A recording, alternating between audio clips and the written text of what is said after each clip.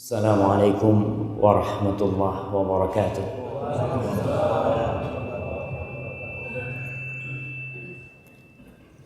Alhamdulillah alladzi waffaqana li ta'atihi wa arsyadana ila sabili rushdih. Segala puji bagi Allah Jalla Jalaluh yang telah memberikan taufiknya kepada kita untuk melaksanakan ketaatan kepadanya. Dia pula yang menunjukkan kepada kita jalan-jalan kebenaran sehingga kita bisa mengikutinya. Allahumma salli wa sallim wa zid wa barik wa an'im ala habibikal mustafa wa nabiyikal mujtaba Nabiina wa Sayyidina Muhammad. Ya Allah, semoga salawatmu, semoga salammu, semoga berkah dan nikmatmu senantiasa kau curahkan untuk hamba kekasihmu yang kau utus sebagai rahmatan lil alamin, Nabi kita Muhammad sallallahu alaihi wasallam. Dan semoga salawat dan salam itu bersambung untuk keluarga beliau, untuk istri-istri beliau, untuk putra-putri beliau, dan untuk seluruh sahabat Nabi radhiyallahu ta'ala anhum ajma'in. Amma ba'd.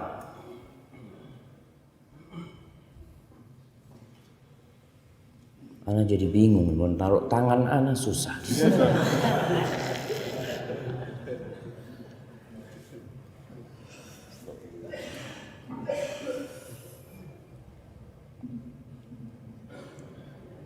Sini, insyaallah. Antum bisa bayangkan kalau HP ini semua milik ana. Tapi amma ba'd. Rasulullah sallallahu alaihi wasallam beliau biasa membaca doa di pagi hari yang insyaallah doa itu tidak asing buat kita. Dan kita pun insyaallah juga membacanya. Tapi terkadang kita lupa karena kesibukan kita dengan dunia.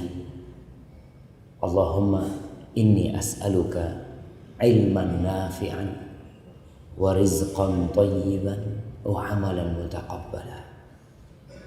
Jangan meninggalkan doa itu, karena itu adalah modal kita menjalani hari-hari kita. Yang pertama beliau pinta adalah ilman nafi'an. Ya Allah, aku memohon kepadamu ilmu yang bermanfaat. Subhanallah. Kenapa beliau menginginkan ilmu yang bermanfaat? Karena tidak semua ilmu bermanfaat. Ada ilmu yang ditempuh bertahun-tahun, ternyata tidak menghasilkan kecuali kesepian di dalam jiwa dan ambisi berburu dunia yang tiada henti. Ada ilmu yang dituntut mungkin dari kelas 1 SD sampai kuliah, sampai lulus kuliah. Lulus kuliah dapat apa kau dari ilmu yang kau pelajari bertahun-tahun? Nggak ada. Kadang-kala sebagian orang Masya Allah menghabiskan waktunya untuk sesuatu yang benar-benar tidak mendekatkan dia kepada Sang Pencipta. Apakah ilmu yang bermanfaat itu? Ilmu yang bermanfaat adalah ilmu yang mewariskan rasa takut hamba kepada Sang Pencipta. Atau ilmu yang menjadikan hamba itu bermanfaat buat orang lain. Menghasilkan mungkin dunia yang bisa mendekatkan dia pula kepada Sang Pencipta. Maka kita harus berhati-hati tatkala menuntut ilmu. Mintalah kepada Allah ilman nafi'an, yang menunjukkan kepada kita yang halal dan yang haram, yang menerangi jalan kita sehingga kita tahu mana yang boleh dilakukan dan mana yang seharusnya ditinggalkan. Kemudian beliau memohon kepada Allah wa rizqan thayyiban, rizki yang halal dan baik. Karena kita melihat juga sudah muncul manusia-manusia yang tidak pernah berpikir apakah yang dia makan halal atau haram. Yang penting buat dia keluargaku bisa makan. Yang penting buat dia aku bisa punya rumah. Yang penting buat dia aku bisa bersenang-senang. Padahal daging yang tumbuh dari haram, maka neraka adalah tempat yang paling pantas buat dia. Maka kita memohon kepada Allah, suruh istri kita juga berdoa, suruh anak-anak kita juga berdoa. Bapaknya mau cari rizki, mintakan kepada Allah supaya yang dibawa pulang adalah yang halal. Jauhkan kita dari falsafat orang-orang yang tidak benar, yang mengatakan yang haram saja susah, apalagi yang halal. Dari dulu dari sejak zamannya Rasul SAW, yang haram itu susah dan yang halal itu mudah. Tapi manusia terkadang mengambil jalan pintas untuk mencari yang haram. Tanyakan kepada perampok-perampok yang dia merampok miliaran rupiah, seminggu habis duitnya, seminggu habis. Tanyakan dibawa kemana duitmu itu? Nggak taib, nggak baik. Mengumpulkan harta yang banyak tapi Allah tidak memberikan berkah kepadanya, yang hanya akan mewariskan penyakit kepada tubuhnya dan tubuh keluarganya. Maka mintalah rizqan thayyiban. Karena kita memang hidup di dunia ini, kita hidup di dunia, kita butuh ongkos. Jangan cuma duduk di masjid beribadah, berpikir hujan akan turun dengan emas-emas yang turun darinya. Nggak ada. Rasul SAW bekerja, beliau SAW berusaha, tapi beliau juga berdoa memohon kepada Allah rizqan thayyiban. Yang ketiga, wa amalan mutaqabbala, dan amalan yang diterima. Kita ini hari ini mau belajar tentang noda hitam penghapus amalan. Karena memang ada orang yang beramal nggak diterima. Dari pagi sampai sore kerjanya berzikir, kerjanya sholat, baca Al-Quran, belum tentu diterima oleh Allah Subhanahu Wa Taala. Allah Subhanahu Wa Taala berfirman di surat Al-Ghashiyah, yang disunahkan dibaca setiap Jumat. Ya, di situ kita juga berusaha tolong nih, kita semua nih umat Islam khususnya yang hadir di masjid ini, difahami itu apa artinya sabbihisma rabbikal a'la sampai akhir, dan hal ataka hadithul ghashiyah. Tiap Jumat kita dengar tuh. Tapi terkadang tidak ada bekas di diri kita. Lewat aja. Bahkan kalau imamnya baca hal ataka hadithul ghashiyah, aduh kepanjangan nih bacaan. Coba qul huwallahu ahad, Masya Allah. Ana suka sama imam yang satu ini. Subhanallah jemaah. Karena kita tidak menghayati itu apa yang dibaca oleh imam itu. Allah Jalla Jalaluhu berfirman, ana lihat nih lampunya terang sedikit. Memang kayak gitu modelnya. Kenapa? Masya Allah. Hal ataka hadithul ghashiyah wujuhun yawma idzin khashi'ah amilatun nasibah. Apakah sudah datang kepadamu tentang al-ghashiyah, tentang kiamat itu? Ketika wajah-wajah manusia pada hari itu, mereka dalam ketundukan yang penuh kehinaan. Amilatun nasibah, amilah. Mereka beramal, mereka berbuat, mereka beribadah. Nasibah, capek. Bukan main-main amalan mereka, enggak, mereka capek. Tapi kemana amalan mereka mengantarkan? Tasla naron hamiyah.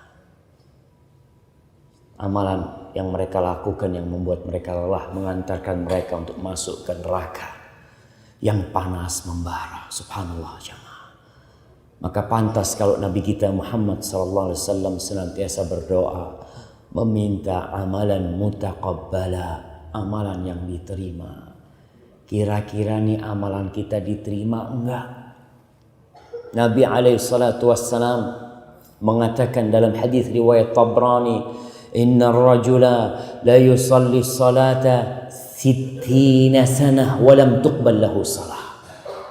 Ada orang, kata Nabi alaihi salatu wassalam, yang sholat selama 60 tahun sholat, ruku, sujud, walam tuqbal lahu sholat, satu pun sholatnya nggak ada yang diterima, satu pun. Kemana sholat dia? Kata beliau alaihi salatu wassalam, yutimmu ruku'ahu wa la yutimmu sujudahu, yutimmu sujudahu wa la yutimmu ruku'ahu. Sholatnya asal-asalan, asal sholat. Rukuknya sempurna, sujudnya nggak sempurna. Sujudnya sempurna, rukuknya tidak sempurna. Terkadang muncul beberapa manusia yang mengatakan, udahlah, kau nggak usah bicara tentang sholat yang benar, yang penting sholat. Apa engkau tidak membaca firman Allah Jalla Jalaluhu, wailun lil musallin. Orang yang sholat aja celaka. Sholat celaka. Alladzina hum an salatihim sahun, alladzina hum yura'un. Orang-orang yang lalai dengan sholatnya. Ada orang yang asal sholat, gak melihat waktu kadangkala. Yang penting dia sholat subuh jam 7, yang penting sholat daripada tidak sholat. Kadangkala seperti itu. Itu bisikan-bisikan syaitan yang kita harus berhati-hati. Bagaimana seorang muslim amalannya diterima, itu harapan kita. Jangan sampai kita lelah, kemudian amalan kita tidak diterima. Maka pada hari ini kita akan membahas tentang apa saja. Bukan apa saja, kita akan bicara tentang satu mungkin dari yang menghapuskan amalan kita, yang menyebabkan sia-sia ibadah kita.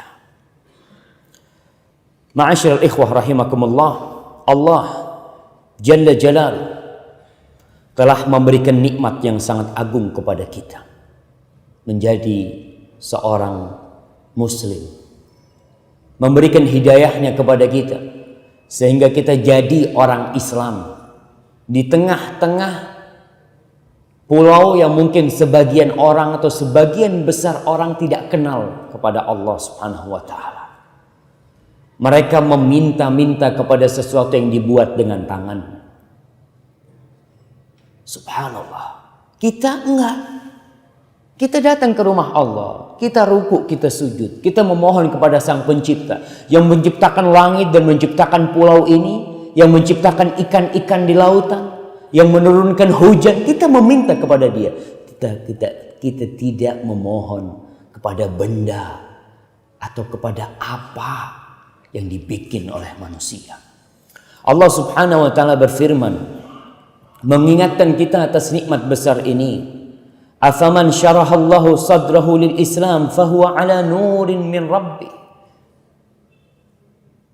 Apakah orang itu yang dilapangkan dadanya untuk menerima Islam sehingga dia di atas cahaya?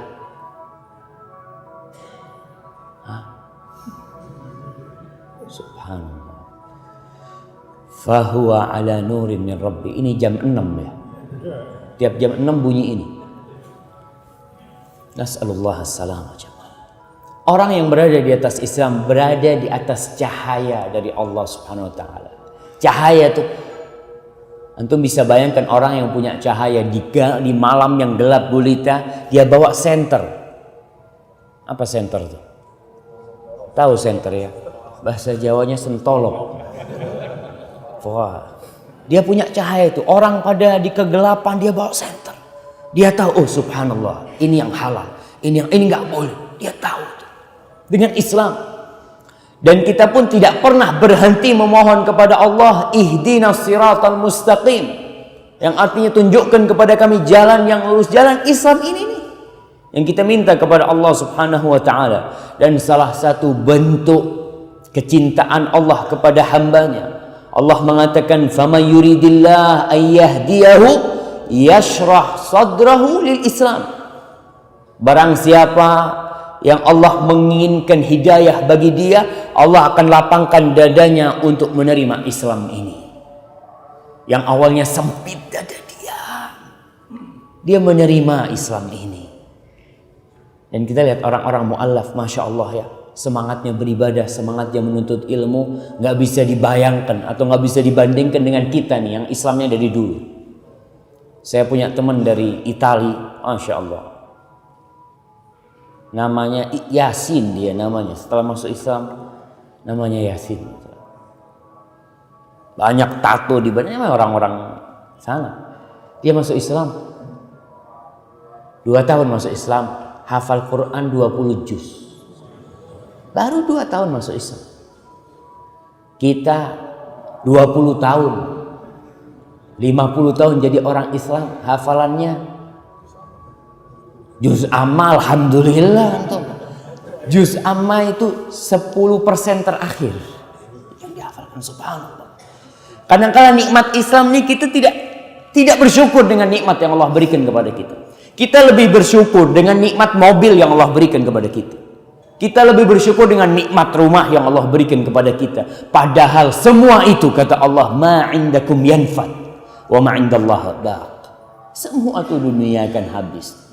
Yang kalian titipkan di sisi Allah itulah yang akan kekal dan abadi. Ma'asyarul ikhwah rahimakumullah. Agama Islam adalah agama yang dari awal sampai akhir isinya adalah kebaikan. Isinya persaudaraan.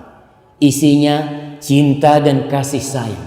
Isinya saling mewasiatkan kepada kebaikan, saling mewasiatkan kepada kesabaran. Agama yang dasarnya adalah tauhid, yang syiarnya adalah mengikuti Rasulullah sallallahu alaihi wasallam.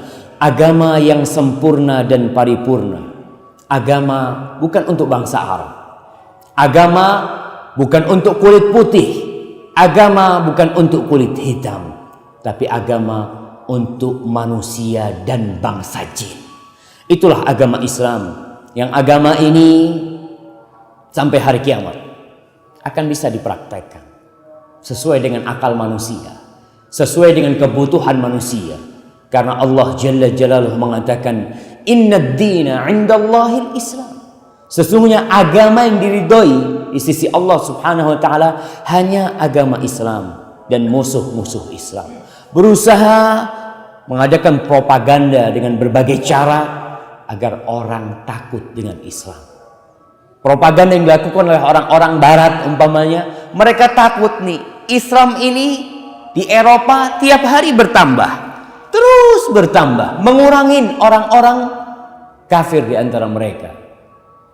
Entah berapa jumlah orang yang masuk Islam di sana. Ketika mereka tahu dengan keindahan Islam, ketika mereka mengenal dengan kesempurnaan Islam, maka tidak ada jalan bagi mereka kecuali memeluk agama Allah ini.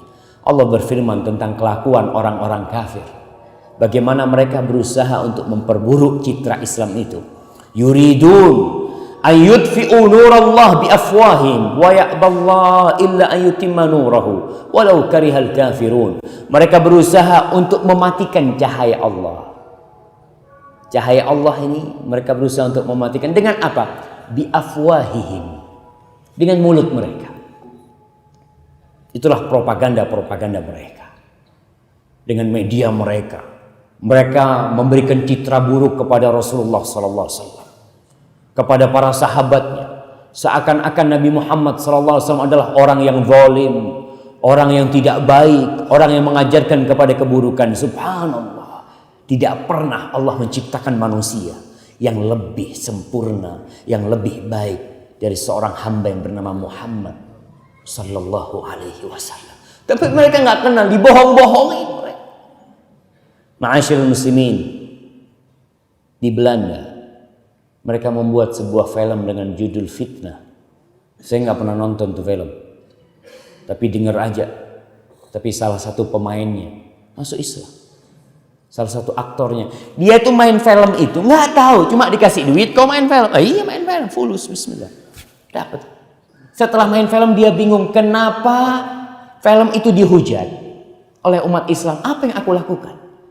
Mulailah dia pelajarin tentang Islam. Oh, ternyata aku yang salah. Dia masuk Islam dan berangkat umrah, berangkat ke masjid Rasulullah sallallahu alaihi wasallam.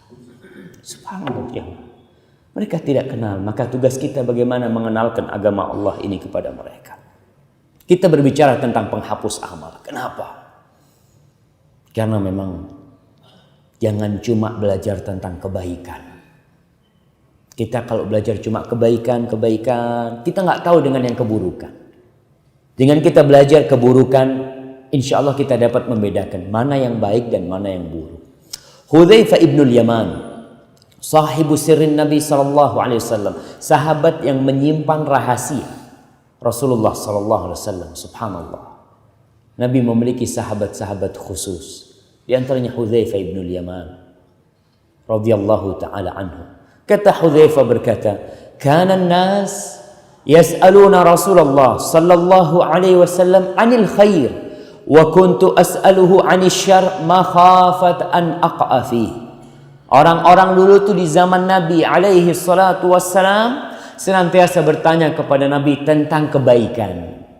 Mereka tanya, ayyul amali afdal, amalan apa yang paling afdal? Nasihatkan kepada aku ya Rasul. Kita lihat pertanyaan-pertanyaan sahabat Rasulullah SAW. Wa kuntu as'aluhu 'anil syarr. Tapi aku beda sama mereka.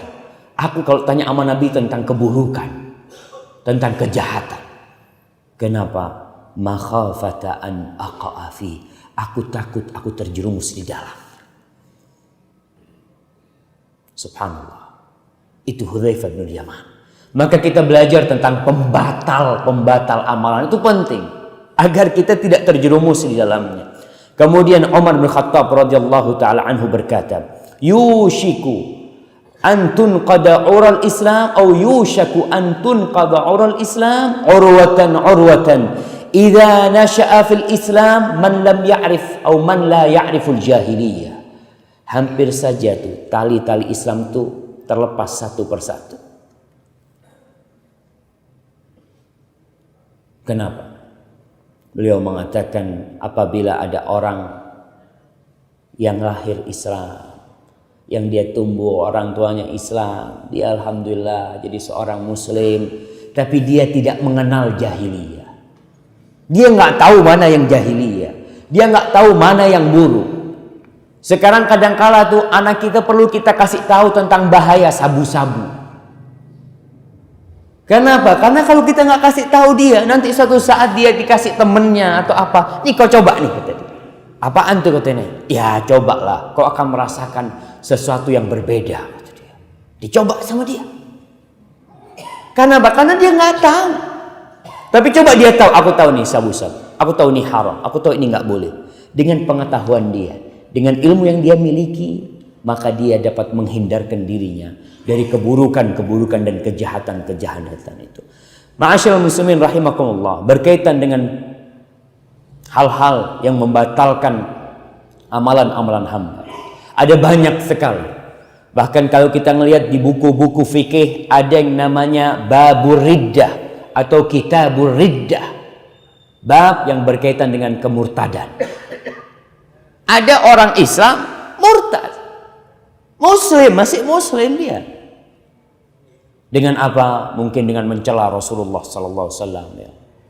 Mencela Al-Qur'anul Karim. Subhanallah. Ada orang-orang Islam yang melakukan hal itu dan itu bisa murtad. Jangan berpikir kalau sudah orang Islam aman sampai mati. Enggak. Setan itu tidak pernah berhenti menggoda kita. Enggak pernah. Dan yang pertama yang akan menjadi target utama bagi iblis adalah kesyirikan. Itulah yang akan kita bicarakan. Yang menghapuskan amalan pertama adalah asyirku fi ibadatillah. Syirik dalam peribadatan kepada Allah Subhanahu wa taala. Apa perbedaan antara syirik dengan kafir? Kafir itu lebih umum daripada kesyirikan. Karena kalau orang kafir bisa jadi dia memang nggak percaya sama Allah, disebut kafir. Seperti Fir'aun atau orang-orang yang percaya bahwasanya kita ini nggak ada pencipta nih kita, yang menciptakan kita adalah alam umpamanya. Ya udah, dia kafir dengan pencipta. Kalau syirik dia percaya sama Allah SWT. Dia percaya. Oh percaya sama Allah, percaya sama Tuhan, iya. Tapi dia menyekutukan Allah dengan selain Allah. Kita lihat orang-orang kafir ini seperti orang-orang ateis umpamanya. Dia nggak percaya dengan siapapun. Tapi kalau orang-orang musyrik, dia percaya kepada Allah SWT dengan adanya pencipta, tapi dia melakukan kesyirikan kepada Allah Subhanahu wa taala. Berkaitan dengan syirik yang dapat menggugurkan amalan kita. Allah Subhanahu wa taala berfirman, "Innallaha la yaghfiru an yushraka bihi wa yaghfiru ma duna dzalika liman yasha wa man yusyrik billahi faqad iftara itsman 'azima." Sesungguhnya Allah tidak mengampuni disekutukan oleh hambanya. Allah nggak mengampuni dosa syirik itu.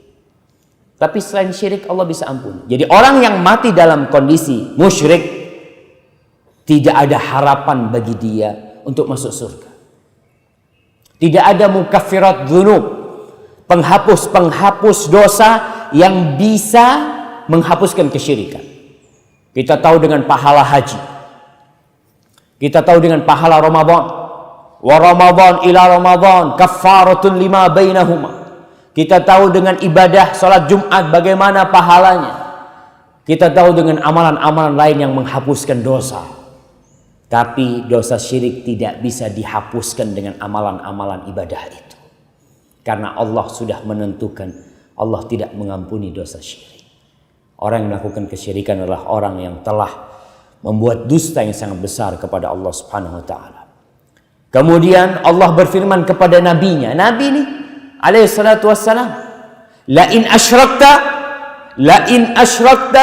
la yahbatanna 'amaluk wa la takunanna minal khasirin. Muhammad alaihi salatu wassalam, ya Rasulullah Muhammad, kalau kau berbuat syirik, Nabi kita berbuat syirik, la yahbatanna 'amaluk, gugur semua amalan. Walaupun dia haji, seorang muslim haji 10 kali, umrah 25 kali, tapi dia melakukan tindakan kesyirikan, gugur amalan semuanya.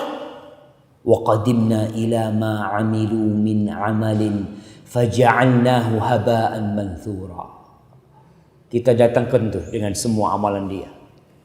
Didatangkan amalannya, orang ini ketika sudah senang dengan amalannya, Allah jadikan amalannya debu yang berterbangan. Ditimbang di amalan nggak ada arti. Subhanallah. Ma'asyil ikhwah rahimakumullah. Allah Subhanahu wa taala mengharamkan surga bagi orang yang melakukan kesyirikan. Allah mengatakan, innahu man yusyrik billah faqad harramallahu alaihi al-jannah wa ma'wahu an-nar wa ma lidh-dhalimin min ansar. Sesungguhnya barang siapa yang berbuat syirik kepada Allah, maka telah diharamkan oleh Allah bagi dia surga. Haram hukumnya masuk surga. Wa ma'wahu an-nar, tempat bagi dia adalah neraka, dan itulah tempat orang-orang zalim, tidak ada penolong bagi mereka.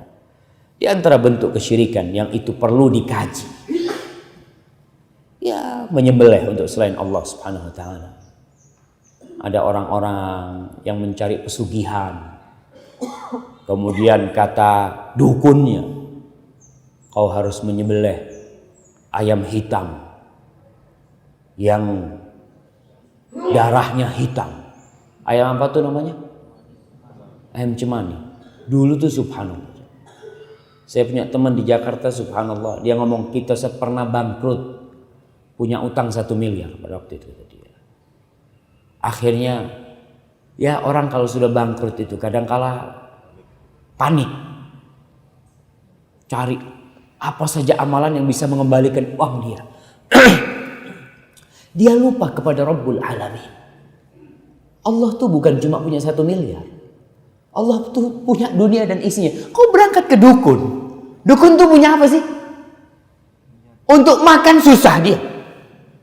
Dia kalau kita datang kepada dia, oh rezeki datang nih. Kata dia, datang ke sini. Dia datang, kata dia, ke dukun, ke Banten, ke dia. Kata dia, kita keliling ke dukun-dukun itu, subhanallah, habis 250 juta. Yang kesini, kata dia, bisa menggandakan uang, bisa mau nganukan balikan uangnya. Pernah satu dulu itu dia cerita, yang minta ayam hitam. Ya kita cari, akhirnya dapat ayamnya, harganya 7 juta ayamnya.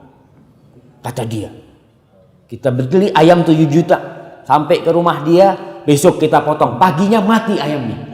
Kata dia, Allah 7 juta mati, kata dia, kayaknya kita dibohongin, kata dia. Baru subhanallah dia selamat. Alhamdulillah dia tidak sampai berbuat syirik menyembelih ayam itu untuk selain Allah Subhanahu wa taala. Tapi dia sudah mulai menyembelih ayam itu. Kita lihat gunung-gunung ada Gunung Kawi apa namanya? Tempat orang cari pesugihan. Apa? Kawi kan? Oh, orang-orang Islam ke sana. Islam. Pak Haji, Pak apa berangkat dengan topinya. Berangkat topi hajinya ke sana. Insyaallah. Subhanallah. Karena apa? Karena enggak punya ilmu. Maka ma'asyiral muslimin rahimakumullah, syirik yang paling besar adalah syirik dalam ibadah kepada Allah Subhanahu wa taala. Kita memberikan salah satu ibadah kita kepada selain Allah Subhanahu wa taala. Kita harus takut dengan kesyirikan. Jangan merasa aman. Nabi Ibrahim aja takut. Nabi Ibrahim saja takut. Apa di antara doa Nabi Ibrahim? Wajnubni wa baniya an na'budal asnam. Ya Allah, jauhkan aku dan anak keturunanku dari menyembah berhala-berhala, dari menyembah patung-patung. Kenapa? Rabbi innahunna adlalna katsiran minan nas. Ya Allah, tuh patung-patung, tuh berhala-berhala telah menyesatkan banyak dari manusia. Betul jemaah. Bapaknya Nabi Ibrahim tuh kan bikin patung. Patung dibikin, dipahat, dipasang, terus berdoa. Nabi Ibrahim bingung sama bapaknya. Akhirnya dia berangkat ke kumpulan patung-patung itu. Dia hancurkan semua patung-patung itu, ditinggalkan yang tua. Yang paling gede gitu kan, yang paling gagah gitu kan. Ditanya, Ibrahim, kau yang menghancur. Kota yang paling tua tuh. Bal fa'alahu kabiruhum hadza. Ini paling tua nih gitu. Coba tanya sama dia. Kata orang-orang, ente nyuruh kita tanya sama patung. Kata dia, laqad alimta ma haula'i yantiqun, kata mereka. Kau tahu mereka ini nggak bisa berbicara. Kok kita disuruh tanya sama patung? Apa kata Nabi Ibrahim? Kau itu kalau sudah tahu mereka nggak bisa bicara, kenapa kau minta sama dia? Subhanallah. Itulah innahunna adlalna katsiran minan nas.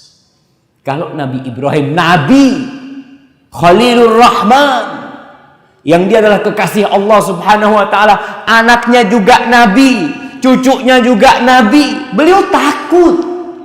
Bagaimana dengan kita yang kita bukan nabi, yang kita kadang-kala juga ya jauh dari Allah Subhanahu wa taala.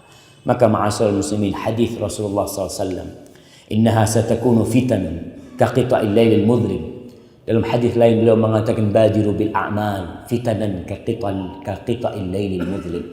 Cepat-cepat kalian beramal sebelum datang fitnah seperti malam gelap gulita itu. Yusbihur rajulu mu'minan wa yumsi kafiran. Yusbih mu'minan, paginya mukmin, sorenya kafir. Sorenya mukmin, paginya kafir. Ngapain? Yabi'u dinahu bi'aradin minad dunya. Dijual agamanya dengan sepotong dari dunia. Kita perlu takut, apalagi kepada generasi kita yang kadang-kala bacaan di internet adalah tentang syubhat-syubhat. Dia berbicara, membaca tentang penyembah setan. Dia berbicara tentang orang-orang yang tidak percaya dengan Tuhan. Ingin tahu tuh anak-anak. Dia baca di internet, subhanallah. Disuruh sholat nggak mau sholat. Ada seorang di Jakarta yang ibunya telepon sama saya. Dia bilang, Ustaz, anak saya ini nggak percaya kalau Nabi Muhammad itu ada. Bayangkan. Padahal dia kuliah di UIN. Syubhat yang membuat dia jadi gak percaya, enggak, kata dia. Gak ada, anak dibohong-bohongin sama cerita-cerita. Seperti kata orang-orang kafir, in hiya asatirul awal, itu kisah-kisah aja. Maka kita perlu berhati-hati. Jangan merasa aman dari kesyirikan yang seperti itu. Berkaitan dengan ibadah, dengan syirik kepada Allah. Apa yang dikatakan syirik sebenarnya? Ada sebagian orang yang mengatakan, kau itu berlebih-lebihan dalam beragama. Sedikit-sedikit ini syirik. Itu syirik. Enggak, yang syirik enggak banyak sebenarnya. Yang syirik itu sedikit. Tapi yang jadi masalah, kau nggak ngerti bahwasanya itu perbuatan syirik. Sekali lagi, kebanyakan kita nih Islamnya keturunan, nggak pernah belajar Islam. Belajar sholat dari kitab tuntunan sholat. Ya udah itu, dia tahu Islam. Pelajaran kita di ETSD umpamanya tentang Islam, ya sekadar untuk ujian, selesai ujian, habis. Kita tidak pernah mengetahui tentang Islam itu. Maka tidak sedikit dari umat Islam yang benar-benar nol tentang Islam. Mungkin dia doktor dalam urusan matematika. Mungkin dia profesor dalam urusan kimia. Tapi tentang Islam sama sekali tidak ngerti apa itu Islam. Maka kita perlu memahami apa itu syirik. Dan bagaimana orang-orang yang berbuat syirik kelak Allah ancam dia karena dia akan menggugurkan amalan. Ingat, bukan berarti syirik ini orang itu bukan muslim. Ya memang ada orang musyrik bukan muslim, tapi ada orang Islam muslim, sholat, zakat, puasa, dia melakukan tindakan kesyirikan. Para ulama menjelaskan bahwasanya arti kesyirikan itu adalah menjadikan bagi Allah Subhanahu wa taala sekutu dalam uluhiyahnya, dalam peribadatan kepada Allah Subhanahu wa taala, atau dalam rububiyahnya, menjadikan bahwasanya ada pencipta selain Allah Subhanahu wa taala, atau dalam asma dan sifatnya. Dan kebanyakan syirik itu biasanya dalam urusan peribadatan. Kalau dalam urusan penciptaan, jarang orang yang menjadikan Tuhan selain Allah, karena mereka tahu nih nggak mungkin.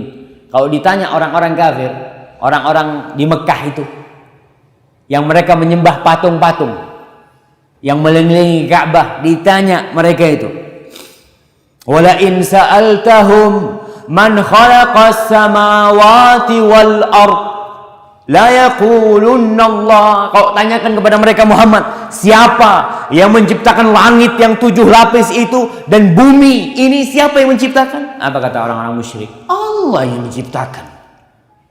Terus kenapa kau beribadah kepada mereka? Apa jawab orang-orang itu? Ma na'buduhum illa liyuqarribuna ila Allahi zulfa. Kita ini ibadah kita ini cuma urusan perantara aja. Mereka hanya perantara antara kita dengan Allah Subhanahu wa taala. Kita nih nggak bisa minta langsung sama Allah, itu nggak bisa, banyak dosanya kita nih. Itu yang dilakukan oleh mereka.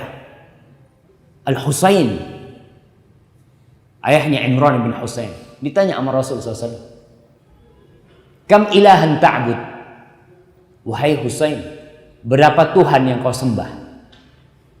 Kata Husain, 7. Sittatun fil ardi wa wahidun fis sama. Kata dia, 7 nih yang aku sembah, 6 di bumi, 1 di langit. Orang musyrik, dia percaya 1 di langit. Terus ditanya sama Nabi, kalau kau lagi gundah, kalau kau lagi susah, kalau kau lagi bersedih, kepada siapa kau minta? Ya kepada yang di langit lah, kata dia. Masih sama yang di bumi, kata dia. Kepada yang di langit, kata dia. Lalu Rasulullah SAW mengajarkan kepada dia, kalau gitu sembahlah yang di langit dan tinggalkan semuanya di bumi.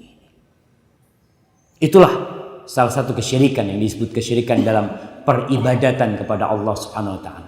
Dalam beribadah dia berbuat syirik, tapi dalam rububiyah dia yakin Allah itu esa, la ilaha illallah.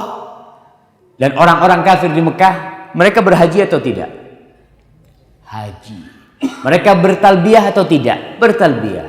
Mereka mengatakan labbaik Allahumma labbaik, labbaik la syarika laka labbaik illa syarikan huwa lak malaktahu wa ma malak. Ya Allah, tidak ada sekutu bagimu kecuali sekutu yang kau miliki. Gimana kau mengatakan tidak ada sekutu bagi Allah, tapi Allah memiliki sekutu?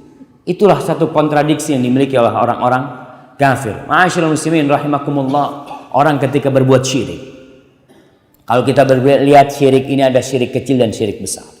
Kita akan berbicara tentang syirik besar yang mengeluarkan hamba dari agama Allah. Tadi segala bentuk peribadatan, memalingkan segala hak Allah kita berikan kepada selain Allah Subhanahu wa taala. Kita berkata dalam salat kita, qul inna salati wa nusuki wa mahyaya wa mamati, buat siapa? Lillahi rabbil alamin. Salatku, sesembelihanku, ini yang terkadang subhanallah jamaah, kadang-kala ada orang yang berangkat ke ustadz dukun. Apa ada ustadz dukunnya? Hah? Masya Allah, mudah-mudahan anak tidak termasuk jemaah. Bilang ustadz dukun. Baik. Dulu dukun itu kelihatan. Apa? Pakai menyan ya.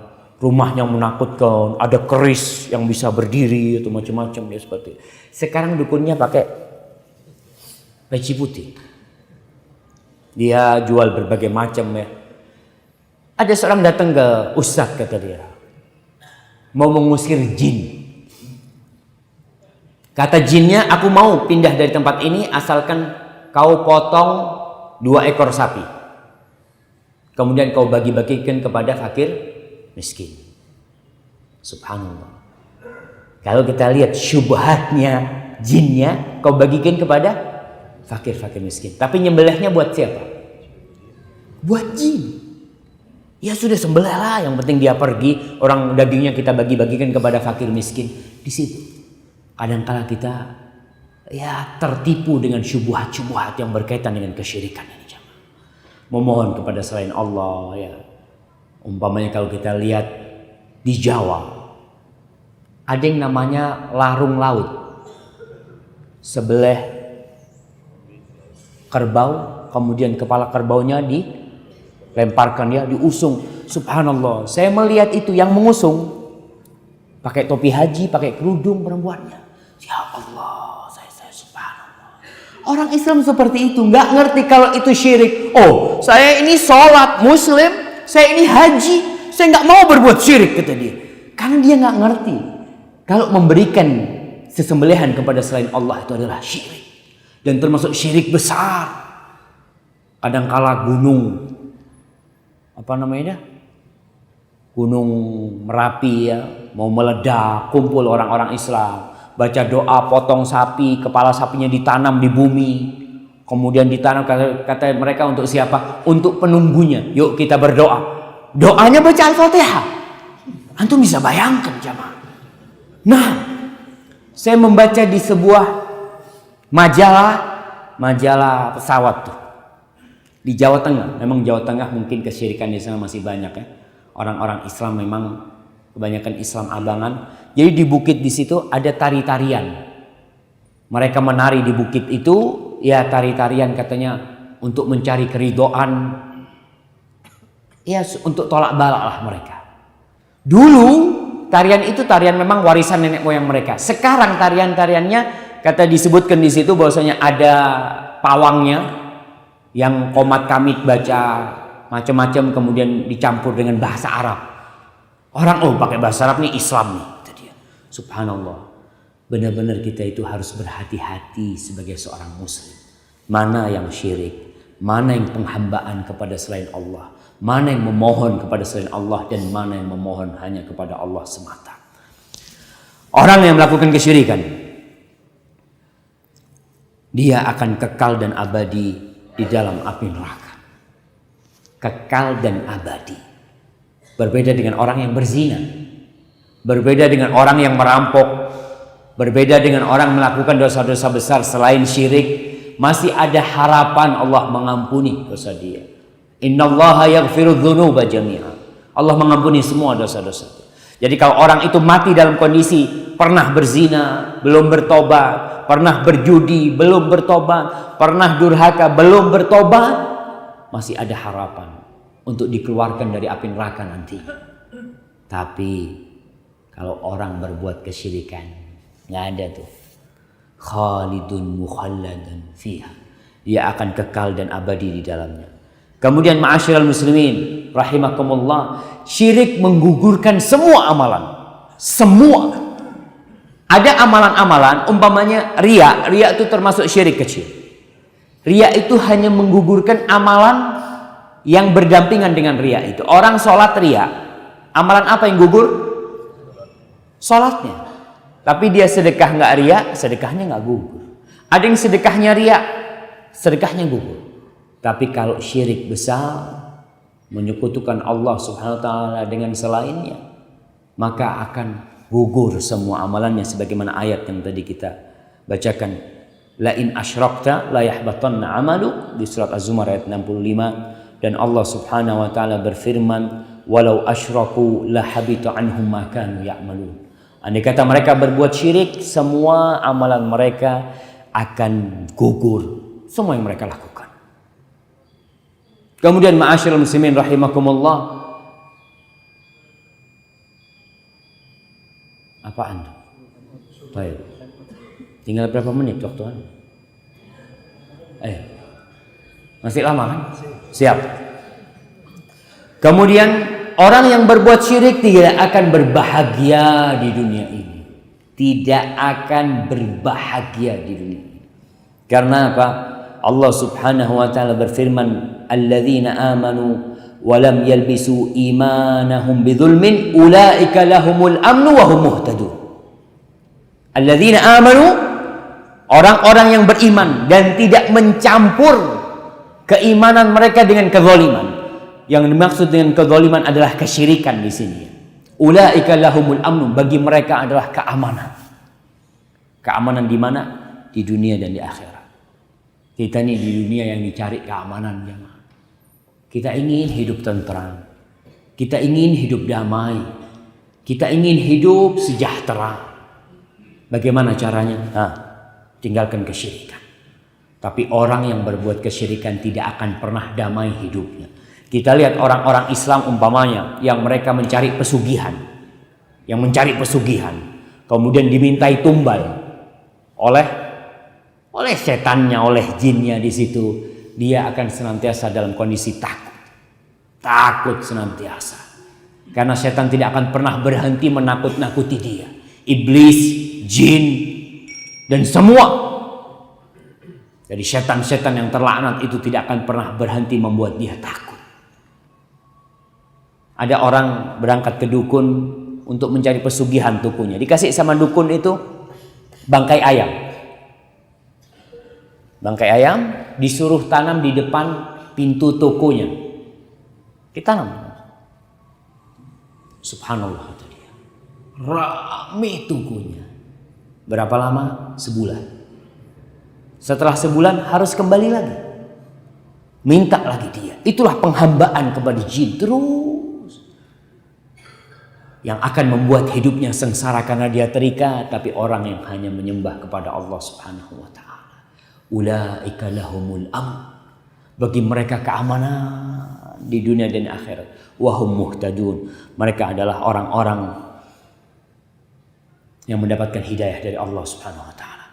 Ma'asyiral muslimin rahimakumullah, kesyirikan akan menghalalkan darah seorang yang berbuat kesyirikan itu. Seorang mukmin yang berbuat kesyirikan, dia akan murtad, akan keluar dari agama Allah Subhanahu wa ta'ala. Maka dia akan menjadi halal darahnya. Tapi perlu diingat, berkaitan dengan urusan darah haram atau haram, darah itu halal atau haram, ini satu hal yang sangat detail sekali pembahasannya. Karena ada orang mengakni orang ini berbuat syirik. Model sekarang yang terjadi umpamanya di Suriah. Di Suriah itu munculnya ISIS ini. Subhanallah. Saya membaca ucapan-ucapan mereka. Ketika mereka mengkafirkan seluruh ulama Saudi. Jadi bagi mereka pemerintah Saudi adalah kafir. Kemudian ulama-ulama Saudi semuanya kafir. Tentara-tentara Saudi kafir. Jangan bicara Indonesia jemaah. Kita ini bicara Saudi. Apa kata mereka? Halal darah. Ketika mereka mengatakan halal darahnya, mereka bom sana, mereka bom sini. Ini pemahaman yang harus diluruskan. Nah, kalau kita katakan orang yang berbuat syirik, tapi ingat mana kesyirikan itu. Jangan memiliki standar sendiri. Mengatakan fulan kafir, darahnya halal. Ente berangkat, ente bunuh dia. Subhanallah. Tidak seperti itu. Apalagi yang tidak kafir, yang tidak musyrik. Kita harus berhati-hati dalam urusan hal ini. Memang kita lihat Rasulullah SAW berjihad, memerangi kaum musyrikin, memerangi orang-orang yang tidak menyembah Allah Subhanahu Wa Taala. Tapi di situ jihad ada syarat-syaratnya, ada rukun-rukunnya mungkin yang perlu diperhatikan. Karena jangan membaca ayat di dalam Al-Quranul Karim, qatilul musyrikin, bunuhlah orang-orang musyrik. Ada seorang syekh, ya memberikan ceramah, tahu-tahu ada anak muda, syekh. Allah berfirman qatilul musyrikin, bunuhlah orang-orang musyrik. Kenapa kita tidak membunuh orang-orang musyrik? Kata syekh tanya, Allah mengatakan wa aqimus shalah, dirikan salat. Ente kenapa enggak salat sekarang? Ya, salat kan ada syaratnya, saya kata dia. Harus wudu, harus apa, masuk waktu, sama. Ada syarat-syarat yang harus diperhatikan. Dan jihad yang benar adalah jihad yang dibawa rayatil imam, yang dibawa bendera imam, yang mereka benar-benar mengajarkan kebenaran, mengajak kepada la ilaha illallah. Jadi tauhid adalah yang akan menyelamatkan darah kita, yang akan membuat kita selamat di dunia ini dan di akhirat. Orang yang melakukan kesyirikan akan jadi halal darah dia. Seorang muslim pun seperti itu. Tapi urusan ini urusan yang perlu diperhatikan dan perlu dipelajari, dan kita kembalikan kepada para ulama. Jangan asal-asalan mengeluarkan fatwa jihad, menghalalkan darah fulan, sebagaimana yang kita lihat tadi adanya ya model-model ISIS. Yang kita lihat kalau ISIS itu subhanallah jamaah, Allahu a'lam bishawab, kita nggak tahu. Mereka yang dibunuh, kata mereka, membunuh orang Islam yang murtad itu lebih wajib daripada membunuh orang musyrik asli. Memang seperti itu yang mereka lakukan, dan itu mereka lakukan kepada siapa saja yang tidak mau bergabung dengan mereka, halal darahnya.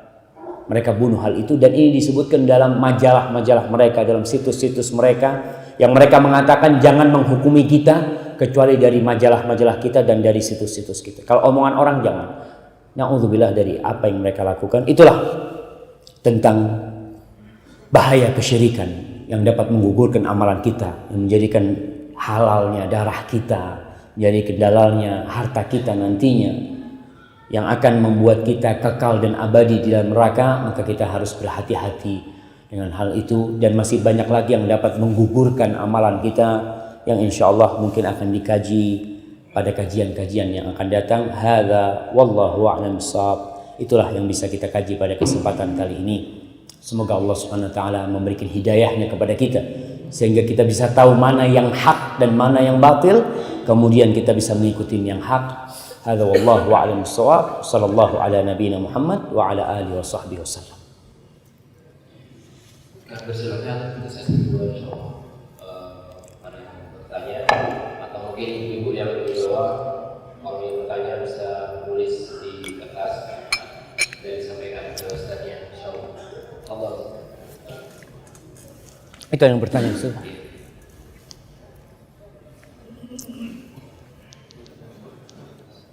Kalau ada yang bawa kertas, boleh silakan ditulis pertanyaannya disampaikan. Masya Allah.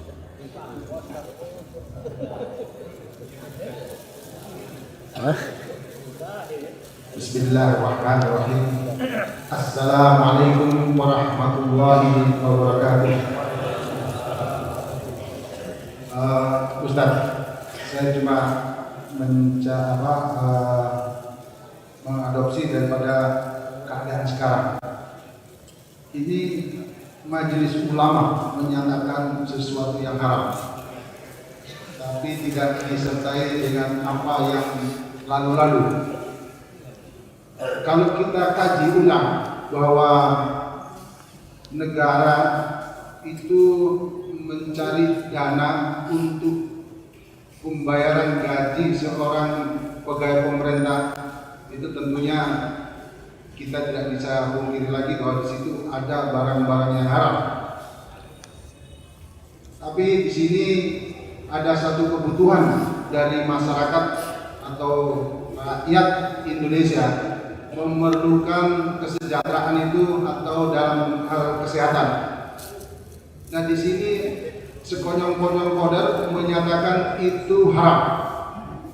Oke, kita terima haramnya, tentunya akan diperbaiki dengan sistem apa yang sudah disampaikan, perubahan sistem, akad dan segalanya.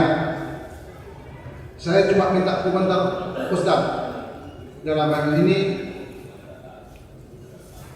Di Madinah atau di Arab Saudi dengan sistem apa yang digunakan untuk mengcover daripada kesehatan umatnya? Ya. Itu aja Ustaz. Terima kasih. Assalamualaikum warahmatullahi wabarakatuh. Waalaikumsalam warahmatullahi wabarakatuh. Subhanallah ya. Kalau berbicara tentang Majelis Ulama Indonesia, kita harus tahu bahwasanya Majelis Ulama Indonesia ini lemah sekali. Saya sempat ke Majelis Ulama Pusat, bertemu dengan beberapa ketua Majelis Ulama pada waktu itu.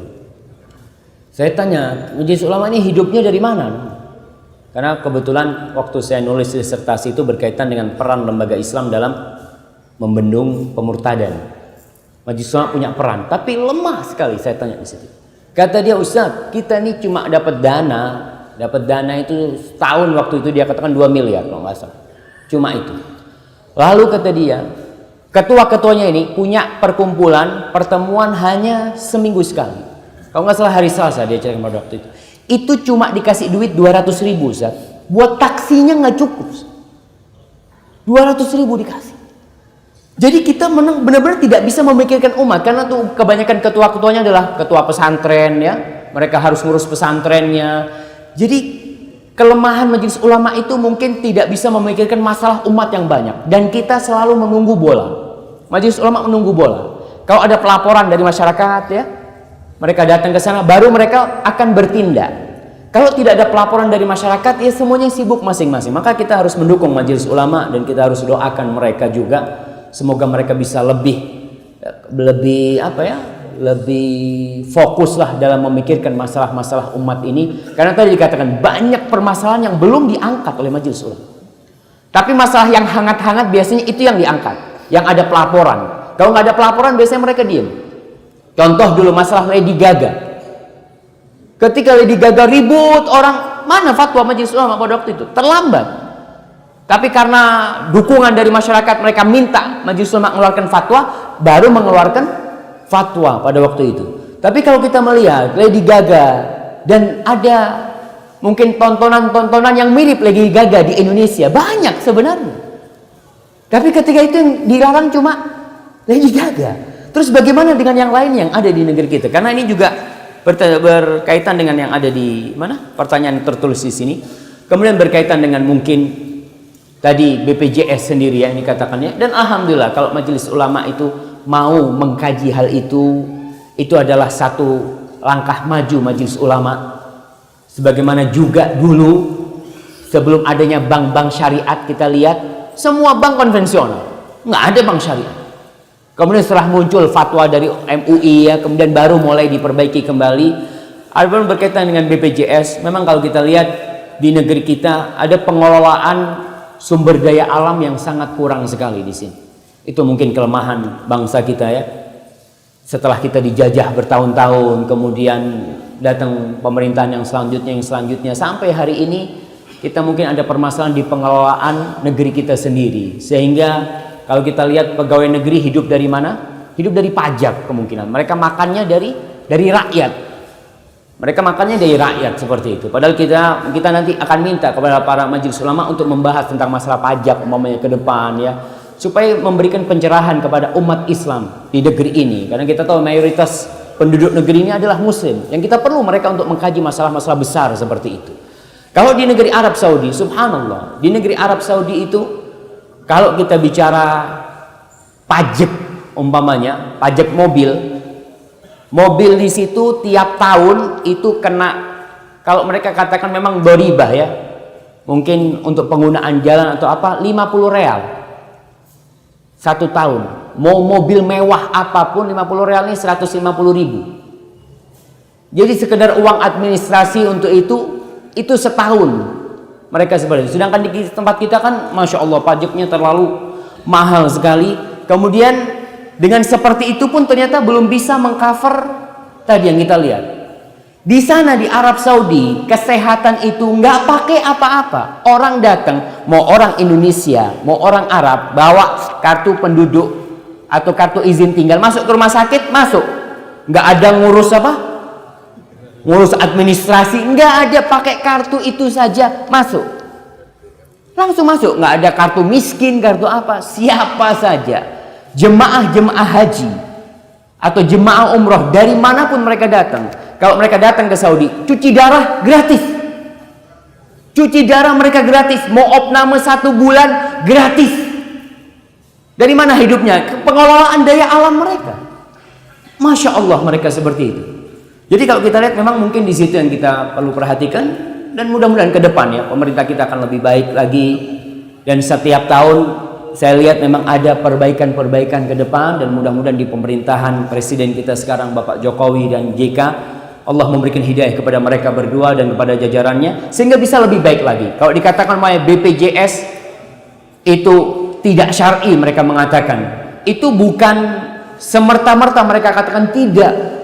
Mereka itu melalui majelis fatwa, terus mereka berkumpul, lalu mereka melihat ini ada sesuatu yang bermasalah di situ, mereka keluarkan di situ. Karena kita lihat juga BPJS ini kalau dikatakan untuk fakir miskin tidak, orang kaya pun BPJS. Iya, siapapun orang kaya bisa pilih kelas 1, kelas apa mereka. Maka di situ ada hal-hal yang memang sekali lagi kalau menurut saya tindakan majelis ulama ini perlu didukung dan kita doakan mudah-mudahan ke depan permasalahan-permasalahan lainnya juga dibahas di situ. Ini ada pertanyaan yang berkaitan dengan tadi juga dikatakan rusaknya moral bangsa. Rusaknya moral bangsa. Betul jemaah. Janganlah, jangan bilang bangsa, sebagian. Kalau orang mengatakan halakan nas, orang itu sudah rusak semuanya, maka dia yang paling rusak. Itu kata Rasulullah SAW. Jangan merasakan semuanya rusak, enggak. Sebagian, mungkin mau dikatakan, ya sebagian besar kita katakan. Memang itu kita sangat prihatin. Pendidikan di Indonesia, seharusnya pendidikan ini melahirkan orang-orang yang terhormat, orang-orang yang berkarakter mulia. Dan kita lihat ternyata setelah puluhan tahun orang sekolah berakhir di penjara. Untuk melihat sekarang gubernur-gubernur, bupati-bupati, kemana akhirnya? Ke penjara. Inti sekolah selama 14 tahun ngapain gitu? Kalau akhirnya harus masuk penjara gitu kan. Ternyata orang-orang pintar tidak memiliki karakter ya, sebagian kita katakan tidak berkarakter, walaupun kita lihat Indonesia ingin memajukan pendidikan berkarakter, tapi itu bermasalah sampai saat ini karena tidak adanya dukungan dari semua sisi. Media tidak mendukung. Ini pertanyaannya, merajalela acara tontonan hiburan, musik, film di stasiun TV swasta yang mengumbar aurat. Mengapa tokoh-tokoh agama, terutama pihak Islam mungkin MUI membiarkan tidak melarangnya? Mohon tanggapan tersebut. Subhanallah. Kalau saya lihat sebenarnya mereka mengharamkan, tapi fatwa MUI itu tidak mengikat. Fatwa mereka tidak mengikat. Dalam artian ya media punya media. Kita sebenarnya yang bisa mengontrol media itu. Kita nih. Sebagaimana bank syariat kenapa muncul sekarang? Karena umat yang menuntut. Karena kita ngerti riba itu haram. Lalu kita menuntut nggak mau bank konvensional. Walaupun bank syariat kita mungkin masih belum juga sempurna, masih dalam merangkak, mereka ingin memperbaiki. Tapi kenapa dirubah syariat? Karena ada tuntutan dari masyarakat. Kalau moral kebanyakan orang itu rusak, media ini benar-benar biangnya, nggak bisa dipungkiri. Na'udzubillah ya. Saya kadang-kala melihat, biasanya nonton TV kita tuh kalau di airport sambil nunggu lihat tontonan-tontonan yang na'udzubillah. Saya sempat melihat ada seorang artis di acara itu meluk fulan. Anak tanya, ini istrinya katanya? Bukan, fannya. Ya Allah, anak ngomong. Dipeluk-peluk gitu, dilihat oleh siapa? Oleh anak-anak kita. Oleh tontonan masyarakat umum. Apa yang dilihat? Oh, kalau seperti ini bagus kalau gitu kayaknya. Na'udzubillah min dzalik. Jadi kalau kita melihat ya memang ulama harus bergerak. Karena kemungkaran itu tidak akan merajalela kecuali tatkala para ulama diam. Tatkala mereka sibuk dengan dunianya. Mereka tidak lagi berdakwah, tidak menyampaikan kepada umat ya. Siapa yang tidak atau siapa yang meragukan keharuman orang-orang yang joget-joget dangdut mungkin dengan auratnya? Siapa yang meragukan hal itu? Yang mengherankan dan kadangkala orang pulang haji atau orang punya hajat di Jawa, saya nggak ngomong di sini, itu nanggap dangdutan. Iya, dengan pakaian yang seperti itu mereka nanggap. Dan ketika saya lihat anak-anak kecil yang nonton di barisan depan tuh anak-anak kecil, saya lihat subhanallah, mana ustadznya, mana kiainya, mana alim ulamanya, kemana mereka semua? Terkadang mereka diam, terkadang mereka diam. Maka kalau kita lihat, ya kewajiban kita bersama untuk menjaga bangsa ini, menjaga negeri ini. Kita perlu menciptakan kader-kader yang mengenal la ilaha illallah, yang mereka bisa mengembalikan kedamaian dan kesejahteraan di Indonesia ini. Itu yang kita harapkan nantinya. Tapi kadang-kadang orang berpikir, gimana Ustaz, kata dia, tuh guru ngaji dibayar 200.000 untuk memperbaiki akhlak anak kita. Artis dibayar 200 juta Ustaz untuk merusak akhlak dan moral anak-anak kita. Gimana bakal bisa yang seperti itu? Dan kita melihat itu realita yang nggak bisa kita pungkiri ya. Bagaimana mereka dibayar mahal, sedangkan guru ngaji kita, Masya Allah. Kadang-kala kita nih mau daftarin anak kita sekolah, ke sekolah agama. Umpamanya ngaji TPA, bayarnya di sini berapa bayarnya? Masukin TPA aja. 260.000. Kata, mahal banget kata dia. 60.000. Ketika dia masukkan anaknya ke SD favorit, bayarnya 1 juta.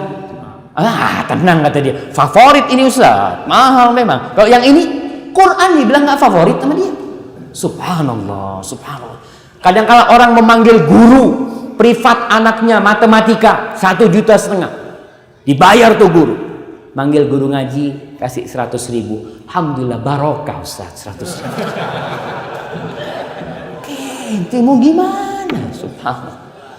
Nggak, itulah kita kalau memang benar-benar memperbaiki bangsa kita ini, nggak hanya bicara pemimpin, nggak hanya bicara ulama, nggak hanya bicara yang di atas, bicara yang di bawah. Karena tuh pemimpin asalnya dari mana? Dari bawah.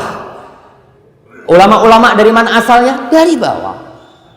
Maka sekali lagi kalau dikatakan mungkin ada ulama-ulama yang kurang perhatiannya, mungkin ada sebagian di antara mereka. Memang dulu jamaah pesantren-pesantren itu bengkel. Pesantren-pesantren itu dulu tempatnya anak-anak nakal. Jadi kalau anaknya nakal, apa kata bapaknya? Saya pondokkan.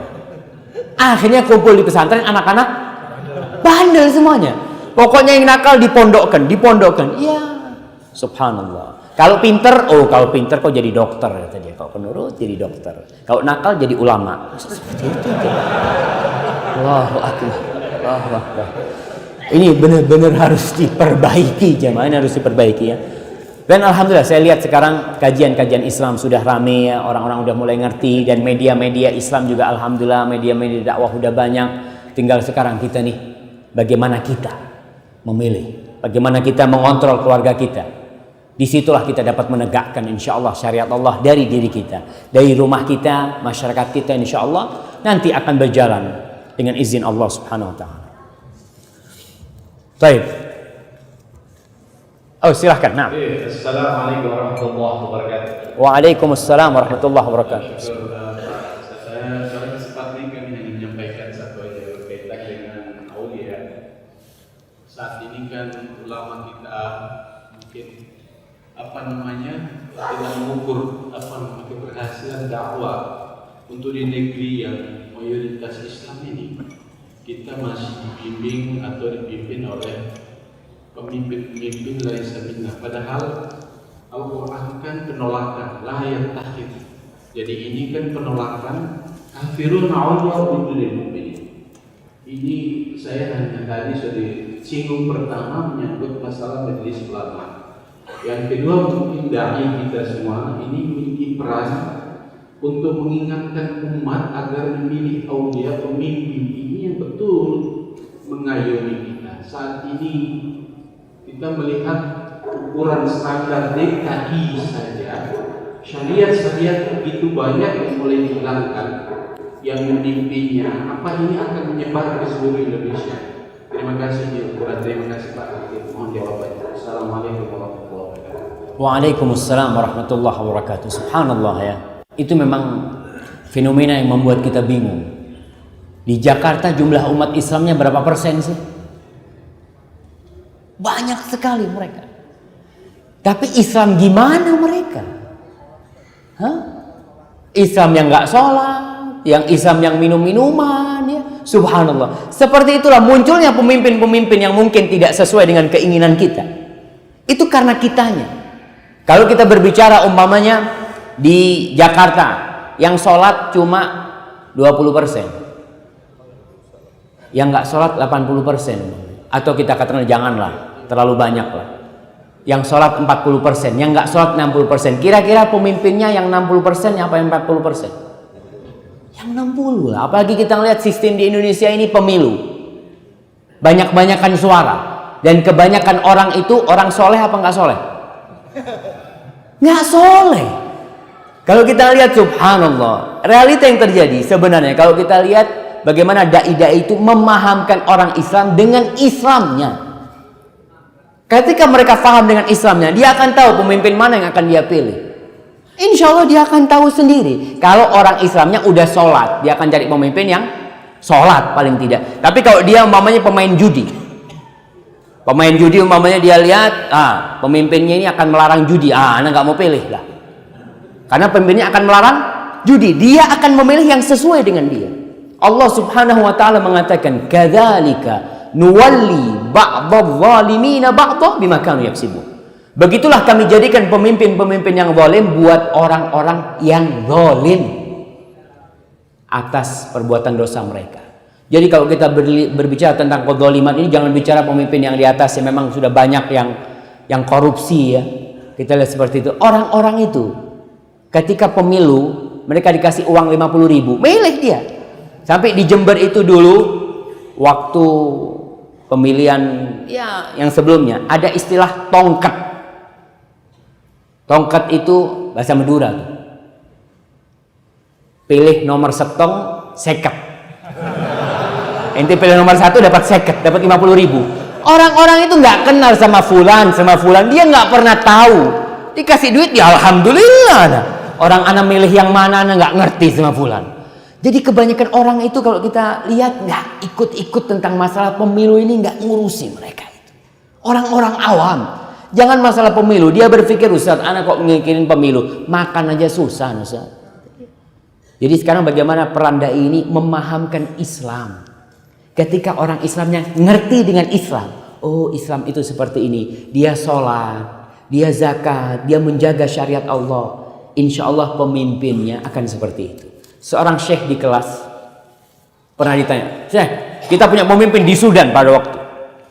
Pemimpin itu zalim, melakukan kemaksiatan ya melegalkan hal-hal yang haram lah seperti itu. Akhirnya ditanya sama syekhnya, kalau pemimpinnya nutup hal-hal yang haram itu, bagaimana masyarakat? Masyarakat akan demo gitu dia. Karena masyarakatnya suka sama yang haram itu. Jadi kata syekh, pemimpinnya ikut rakyat apa rakyatnya ikut pemimpinnya? Ya pemimpinnya ikut kemauan rakyat, betul jemaah. Bagaimana kita? Pemimpin itu dari kita sebenarnya. Kita yang harus memperbaiki diri kita. Kita yang harus memperbaiki diri kita. Anak-anak kita bagaimana dia mengenal la ilaha illallah. Antum lihat mahasiswa. Mahasiswa ini adalah mungkin tulang punggung negeri kita masa depan. Antum lihat model di kota-kota yang penuh mahasiswa. Tahun 90-an ya, atau hampir 2000-an saya membaca berita 93% apa 97 perempuan-perempuan di fakultas-fakultas itu udah nggak perawat.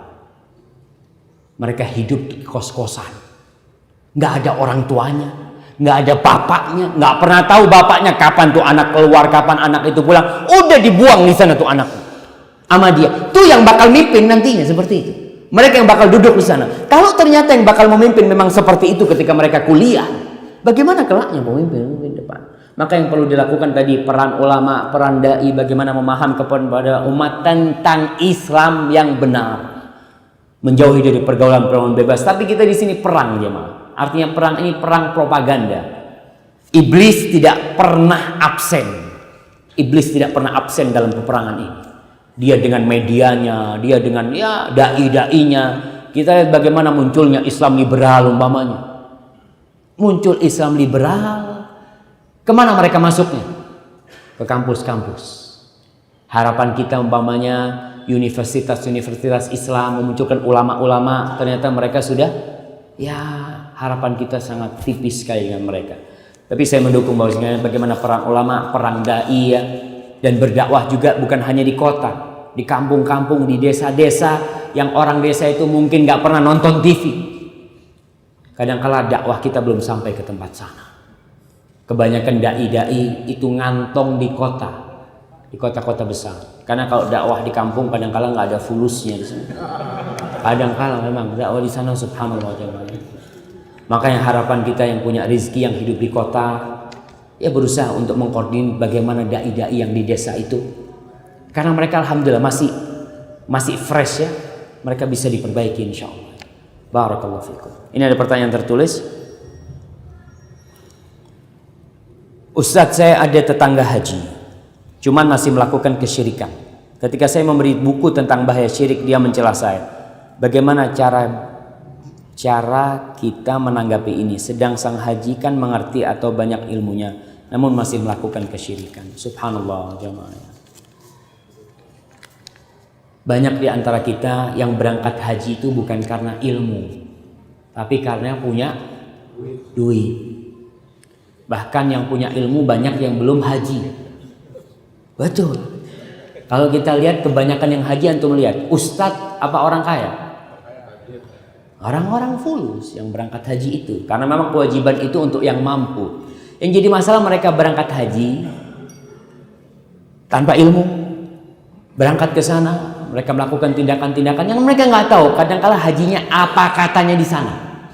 Nanti kalau ustadznya subhanallah, seperti ketika talbiyah, labbaik Allahumma labbaik di mobil, talbiyah nih, mutawifnya semua satu bus talbiyah, mutawifnya tidur, semuanya tidur. Ya udah berhenti talbiyahnya, karena dia nggak tahu dengan apa itu ibadah haji. Maka kalau dikatakan tadi mungkin dia lebih ngerti. Ingat tugas seorang muslim itu watawasau bil haqqi watawasau bis sabr. Dia berdakwah kepada kebenaran, mengajak kepada kebenaran dengan cara yang santun, memberikan wasiat. Watawasau bis sabr. Orang yang mengajak kepada kebenaran harus sabar. Harus sabar. Maka nasihat saya kepada orang ini sabar. Rasul sallallahu alaihi wasallam berapa tahun di Mekah berdakwah? 13 tahun. Berhasil di Mekah berdakwah. Diusir dari Mekah, keluar dari Mekah SAW. Tapi 13 tahun beliau berdakwah, mendakwain kepada pamannya, kepada keluarganya. Maka antum yang punya tetangga seperti ini terus berdakwah ya. Kemudian kesantunan kita, mudah-mudahan dengan mendoakan dia juga, semoga Allah memberikan hidayah kepada dia. Wallahu a'lam bishawab. Ya. Subhanallah ya. Assalamualaikum Ustaz. Ada pertanyaan langsung? Nggak ada, Anda bacakan yang tertulis ini ya.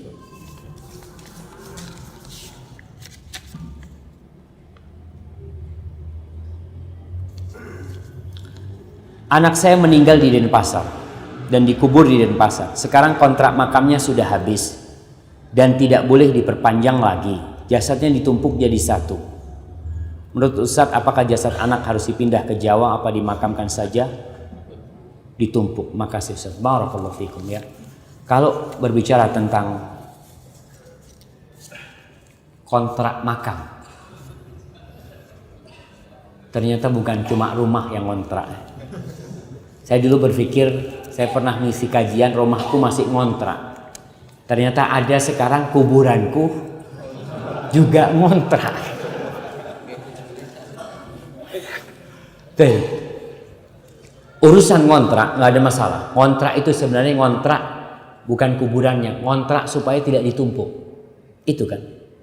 Tapi tetap anak kita dimakamkan di situ, nggak dipindah sebenarnya. Bukan kalau habis kontraknya dibuang ke sampah ya, dikeluarin gitu kan. Enggak seperti itu. Itu tidak ada masalah karena di masa Rasul sallallahu alaihi wasallam juga kita melihat para sahabat ketika perang Uhud dimakamkan di satu makam itu banyak sahabat, tidak satu. Jadi satu makam isinya beberapa orang. Kemudian sampai hari ini di Baqi itu semuanya ditumpuk, kecuali makam-makam para sahabat ya. Kalau orang meninggal di sana, karena kuburannya nggak mungkin diperluas, Baqi itu sudah. Maka kalau ada jenazah itu umpamanya setelah berapa tahun, kadang-kala 2 tahun, tergantung tanahnya. Ada tanah-tanah itu yang makan tulang. Jadi tulang itu habis. Tapi ada tanah-tanah yang tulang itu tidak habis. Mereka biasanya menggali kembali, kemudian jasad kalau masih ada tulang-tulangnya dibungkus kain, dimasukkan ke dalam. Kemudian model makamnya di sana itu pakai lahat, bukan syak. Lahat itu ada lobang di arah kiblat ya, dilobangin terus dimasukin ke sana. Jadi kalau ini sudah habis, ditumpuk lagi nggak ada masalah. Tapi usahakan yang ditumpuk dengan anak kita adalah orang soleh. Kita bisa menjaminkan hal. Tapi kalau tidak bisa, apa hendak dikata? Nggak perlu dipindah jasad anaknya, nggak perlu dipindah. Dan mungkin kita perlu memiliki kuburan banyak. Karena kita bisa bayangkan satu orang punya rumah 1 hektar.